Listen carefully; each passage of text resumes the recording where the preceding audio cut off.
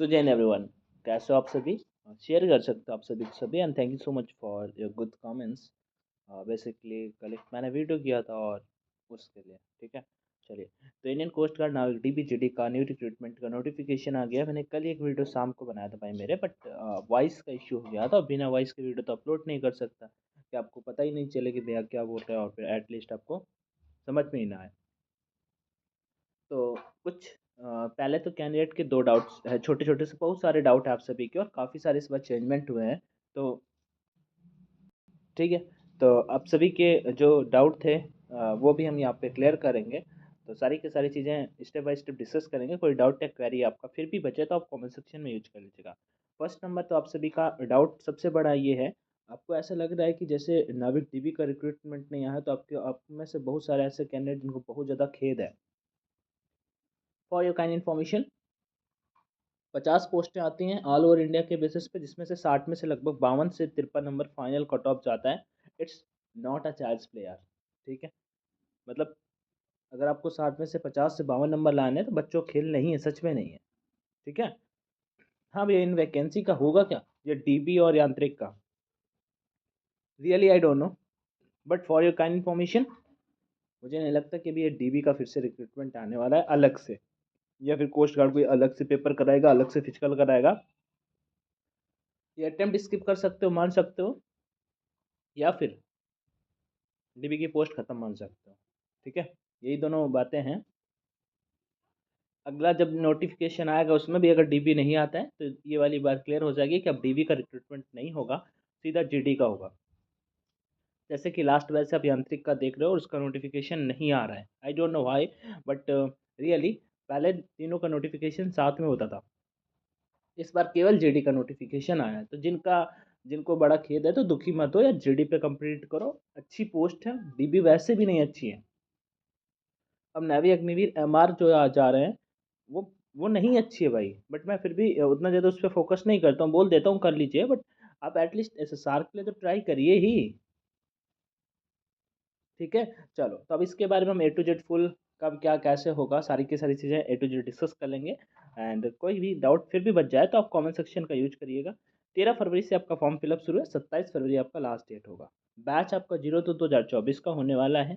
Eligibility condition 10+2 आप होने चाहिए, ठीक है, मैथ सेक्शन से। एजुकेशन क्वालिफिकेशन 10+2 पास होने चाहिए। एज अगर आ जाता है कितना सर, तो 18 से 22 साल के कैंडिडेट इस फॉर्म को फिल कर सकते हैं।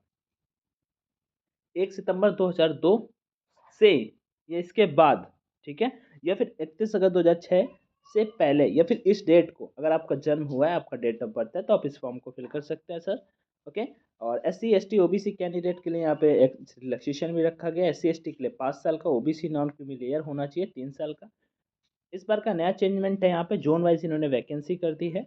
अब आप सभी अगर इस मतलब मैं कहता हूँ कहीं से बिलोंग करते हो, वेस्ट से मान लो बिलोंग करते हो आप, जनरल हो यार, तो आपको लगेगा भैया केवल 26 पोस्ट और इतने सारे स्टेट, इतने तो स्टेट हैं।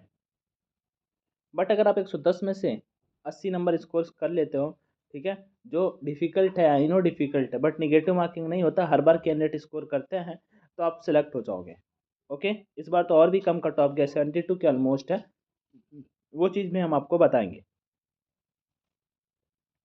तो टोटल वैकेंसी आपका 260 है, ये कम ज़्यादा भी हो सकती है, नीचे इन्होंने मेंशन कर रखा है। एक बात और बता देता हूँ आप सभी को, ये जोन वाइज वैकेंसी रखी गई है कि इस जोन में इतनी वैकेंसी है।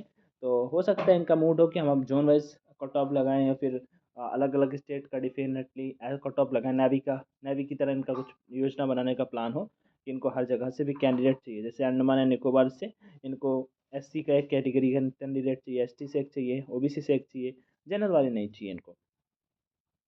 चलिए, ऐसे नॉर्थ से, ऐसे वेस्ट से, ऐसे नॉर्थ ईस्ट से। अच्छा सर, ये चीज़ क्या है, तो आप जिस स्टेट से बिलोंग करते हो, if you come from Haryana then आप नॉर्थ कैटेगरी पे आते हो, if you come from Tamil Nadu then आप ईस्ट कैटेगरी से आते हो, if you come from Madhya Pradesh then आप वेस्ट कैटेगरी से आते हो। आप अपना स्टेट यहाँ पे देख सकते हो। बेसिकली आप सभी को पता है कि नॉर्थ वेस्ट ईस्ट साउथ कहाँ पे क्या है, तो आपको ये चीज़ें वैकेंसी कम ज़्यादा हो सकती है, बट मुझे लगता है ऐसा कि अभी तक ऐसा ये कोस्ट गार्ड बेमतलब में करता नहीं है। कुछ अगर आगे अपडेट आ जाए बड़ा सा कि अचानक से वैकेंसी इंक्रीज हो जाए, तो ये पॉइंट तभी ऐड किया जाता है।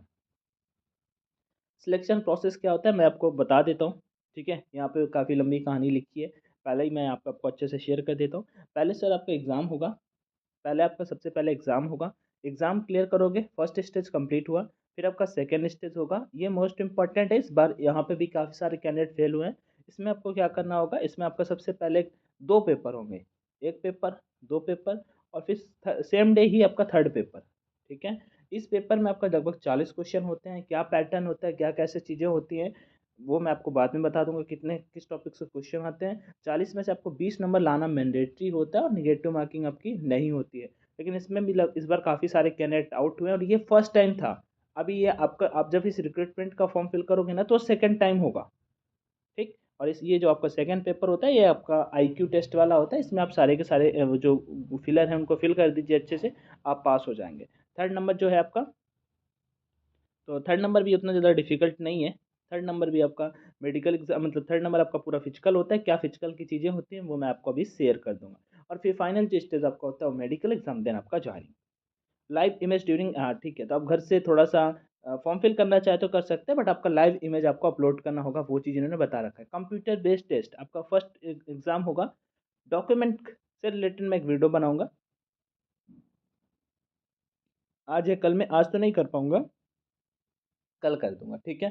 तो आप प्लीज़ वो देख लीजिएगा। तो डॉक्यूमेंट से रिलेटेड जिसके जो भी डाउट होंगे वो सारे के सारे डाउट क्लियर हो जाएंगे। SC ST एप्लीकेंट्स के लिए सबसे पहले ये चीज़ समझा दीजिए भैया, पेपर का क्या प्रोसीजर है, तो मैं बता देता हूँ। आप देखो नाविक GD के लिए तो यहाँ पे 2 सेक्शन में पेपर डिवाइड होता है, section first and section second. Section first जो होता है वो 60 मार्क का होता है और सेक्शन सेकंड जो होता है वो 50 मार्क्स का होता है, ठीक है। अब सेक्शन 60 मतलब फर्स्ट में 60 में से if you come from general category then 30 number लाने आपको मैंडेटरी है, okay. If you come from SC ST category then आपको 27 नंबर लाने मैंडेटरी है। और जो आपको साथ में दूसरा पेपर होगा, ये देखो सेकंड 50 नंबर का, उसमें आपको 20 नंबर लाने जरूरी है यहाँ से, और इधर 17 नंबर लाने जरूरी है। मतलब टोटल 110 में से आपके 50 नंबर होने चाहिए और इधर आपके 44 नंबर होने चाहिए। समझ में आ गया? समझ में आ गया? फिर से बता देता हूँ। Section first and section second 2 paper साथ में ही होंगे। मान लो 110 नंबर का पेपर होगा, पहला 60 का, दूसरा 50 का। तो पहले 60 में आपको मिनिमम 30 नंबर चाहिए, दूसरे 50 में आपको 20 नंबर चाहिए। टोटल 50 नंबर मिनिमम क्वालिफाइंग के लिए चाहिए ही। नेक्स्ट पढ़ते हैं। पहले 60 नंबर का जो पेपर होगा उसका पैटर्न क्या होगा। तो मैक्सिमम मार्क्स 60 हैं, टाइम आपको 45 मिनट मिलेगा, नंबर ऑफ क्वेश्चन आपके 60 होंगे। मैथ्स के लिए आपको 20 मिनट, 20 क्वेश्चन मिलेंगे मैथ्स के। अर्थमेटिक मैथ्स आएगा, ज़्यादा डिफिकल्ट नहीं आता, देखो मैं बता रहा हूँ सिंपल सा होता है, इतना ज़्यादा डिफिकल्ट नहीं होता क्योंकि टाइम मतलब कम होता है ना टाइम, तो इस वजह से पेपर का लेवल उतना ज़्यादा डिफिकल्ट नहीं आता। साइंस आपका, इंग्लिश आपका, रीजनिंग और GK किस में से क्वेश्चन आएंगे वो मेंशन कर रखा है। उसके बाद यहाँ पे 30 नंबर बता दिया मैंने पासिंग के लिए, 27 नंबर SC ST कैटेगरी के कैंडिडेट के लिए। और क्लास 10th के सिलेबस पे चीज़ें आपसे पूछी जाएंगी। ये वाला जो पैटर्न सिलेबस है यहाँ पे क्लास 10th के सिलेबस पे। अब आपको काफ़ी सारे लोग यूट्यूब पे बेमतलब की बातें बताएंगे भाई, लाइक खुद को पढ़ाना, खुद के चैनल पे लाइक उनको मेंटेन रखना, बना के रखना कि GK कर लीजिए, GK का ये पढ़ लीजिए, GK का वो पढ़ लीजिए, बट भाई मेरा सिलेक्शन यहाँ से होना ही नहीं है। इसमें से 2 क्वेश्चन इतने इजी आएंगे कि कोई भी कर लेगा, मतलब पढ़ने में थोड़ा बहुत जानता होगा GK के बारे में। और अगर आपने थोड़ा बहुत अच्छे से पढ़ रखा है तो आप 4 क्वेश्चन कर सकते हो, ठीक है। अब आप बिल्कुल दिन रात GK पे लगे पड़े हो, 4 4 घंटे GK या 3 3 घंटे आप केवल GK के दे रहे हो, तो बेमतलब की बातें हैं। आप इन दोनों सेक्शन पे मेहनत 1 घंटे भी करोगे बहुत है, मतलब आधा घंटा GK पढ़ लिया, अगर कोस्ट गार्ड एग्जाम को बिल्कुल टारगेट करके कर रहे हो तो बहुत है, ठीक है। रीजनिंग नहीं भी करोगे तो भी आप पेपर में 7 8 क्वेश्चन बना लोगे। इंग्लिश सेक्शन यहाँ पे सबसे ज़्यादा इंपॉर्टेंट पता है क्या है, ये वाला सेक्शन। क्योंकि 25 नंबर सेकंड सेक्शन में आपको इसी के मिलेंगे साइंस के। तो 25 10 35 और 15 की इंग्लिश, इंग्लिश में क्या कैसा आता है, कितने क्वेश्चन किस टॉपिक से आता है, वो मैं आपको स्पेसिफिक बात में बता दूंगा। ये अर्थमेटिक 20 नंबर का, मतलब 20 30 45 नंबर यहाँ पे आपको स्कोर करने में से, आपको अगर इन 45 में अगर आप 40 भी कर लेते हो ना, 45 में अगर आप इन 40 की प्रिपरेशन करते हो, तो इधर ये जो 15 नंबर है ना विदाउट नेगेटिव मार्किंग, ठीक है, 15 में आप 10 अपने आप कर लोगे। तो अगर 60 में से आप 50 स्कोर कर रहे हो देन डेफिनेटली सिलेक्शन है, क्योंकि लास्ट का जो 50 का होगा ना पेपर, उसमें 15 15 भी कर लोगे तो 80 नंबर पे सिलेक्शन हो जाएगा। थोड़ा कहना इजी होता है बट करना डिफिकल्ट होता है, बट कैंडिडेट हर बार करते हैं ना तो चीज़ें बताई जा सकती हैं। मैक्सिमम मार्क्स 50 मार्क्स का आपका सेक्शन सेकंड का पेपर होगा, टाइम 30 मिनट मिलेगा। मैथ्स के 25 क्वेश्चन, फिजिक्स के 25 क्वेश्चन, और इसमें 20 नंबर, इसमें 70 नंबर पासिंग के लिए चाहिए होंगे। क्लास 12th के सिलेबस पे होगा मैथ्स और फिजिक्स। उसके बाद यहाँ पे इन्होंने इसमें नॉर्मलाइजेशन भी रख दिया है कि अगर जिनके ज़्यादा नंबर आए, इजी शिफ्ट हुई, तो फिर नंबर कम हो सकते हैं, जिनके कम नंबर है उनके नंबर बढ़ सकते हैं। चलिए स्टेज सेकेंड, ठीक है, 1 और 2 डे आपके लग सकते हैं, ऐसा होता नहीं है। हाँ, सबसे पहले आपका असेसमेंट एडेप्टेबिलिटी टेस्ट होगा। असेसमेंट एडेप्टेबिलिटी टेस्ट मैंने आपको सही बताया कि आपके 2 टेस्ट होंगे, पहले फर्स्ट फिर सेकेंड, ठीक है।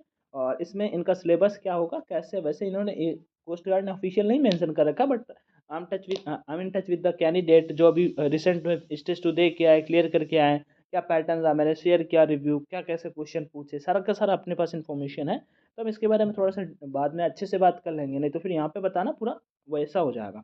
तो बस हाँ, ये है कि आप जो स्टेज फर्स्ट निकालोगे वही स्टेज 2 आता है। ये पेपर तो बिल्कुल ईजी होता है, कुछ नहीं करना होता, बस इसी में थोड़ा सा आप जो पढ़ के आए हो उसी को थोड़ा सा रिवाइज करके जाओगे, आराम से क्लियर कर लो।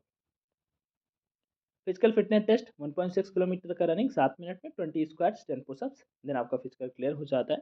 उसका डॉक्यूमेंट वेरिफिकेशन यहाँ पे मोस्ट इंपॉर्टेंट होता है। एटलीस्ट आपके डॉक्यूमेंट वेरिफिकेशन की जो वैलिडिटी है वो 28 फरवरी 2025 तक होनी चाहिए। सारे के सारे डॉक्यूमेंट सही होने चाहिए, गलती नहीं होनी चाहिए। अगर कहीं पे गलती भी होती भी है, ठीक है, तो यहाँ पे उन्होंने सिंपल से बता रखा है कि डॉक्यूमेंट्स रिजेक्शन के क्या क्या कारण हो सकते हैं, वो चीज़ आप सभी यहाँ पे देख सकते हो। Rejection for reason document verification के, रिक्रूटमेंट मेडिकल एग्जामिनेशन, फिर उसके बाद आपका मेडिकल एग्जाम होगा तो हाइट वेट वगैरह सारा का सारा चेक किया जाएगा, ठीक है। तो टाइम टाइम सबके वो चेक होते रहेंगे।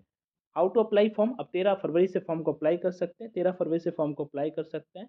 और जो 27 फरवरी तक, तो लगभग 10 से 12 दिन का आपके पास समय होगा, 13-14 दिन का, तो ज़्यादा समय नहीं है, ठीक है।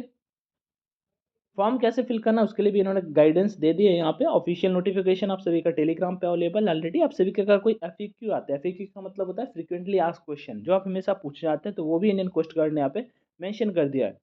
ओके, आगे बढ़ते हैं यहाँ पे नेक्स्ट की ओर। डॉक्यूमेंट्स क्या क्या चाहिए ये मैं आपको कल या 1 से 2 दिन में बता दूंगा। देन आपके पास जो चीज़ें नहीं है वो आप कंप्लीट कर लीजिएगा, मतलब आप कर लोगे, टाइम है अभी आपके पास। मैं अगर 1 से 2 दिन में बताऊंगा तो आप बनवा भी सकते हो, कोई दिक्कत नहीं है। हाँ, आप SC ST OBC non creamy layer ये केवल गवर्नमेंट ऑफ इंडिया के फॉर्मेट में होना चाहिए। No other format will be entertain, मतलब कि दूसरा फॉर्मेट नहीं वैलिड माना जाएगा, ठीक है। सिंपल सिंपल से मेंशन कर रखा है, और वो चीज़ इन्होंने दे रखी कि किस फॉर्मेट में बना होना चाहिए, वो चीज़ भी यहाँ पे अपने को देखने को मिल जाएगी। तो मैं ये थोड़ा सा अच्छे से बताऊंगा कि इसका कैसा क्या सिनेरियो होता है। आगे बढ़ते एग्जामिनेशन फ़ी कितनी है भैया, तो 300 रुपये आपको एग्जामिनेशन फ़ी को यहाँ पे रखा गया है, ठीक है, 300 रुपये फ़ी रखी गई है।